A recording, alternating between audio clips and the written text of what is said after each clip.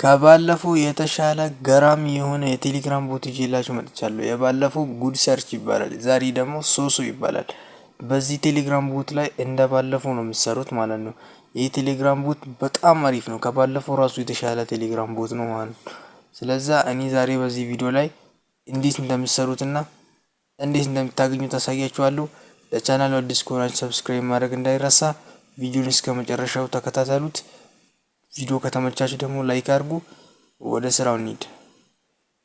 መጀመሪያ እንዲህ ወደ ቴሌግራማችን እንመጣለን። ከዛን እዚህ ሰርች ላይ ገብተን እንደባለፈው ማሂ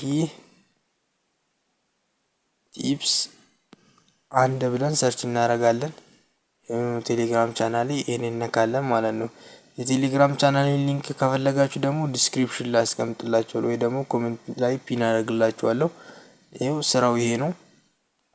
በዚህ ሊንክ ተገባላችሁ ማለት ነው። እኔ ያስቀምጥኩላችሁ ሊንክ አለ፣ በዚህ ሊንክ ነክታችሁ ትገባላችሁ። ይሄ ነው ማለት ነው ቴሌግራም ቦቱ።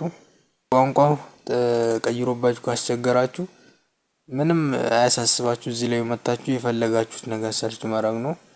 እሺ ፉትቦል ብለን ሰርች እናርክ። ይሄው ቻናሎችን ምናምን ያመጣልናል።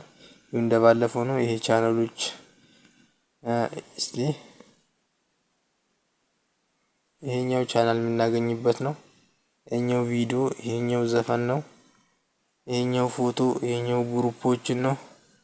በቃ ብዙ ይሄ ነገሮች አይከብዳችሁም ብዬ አስባለሁ።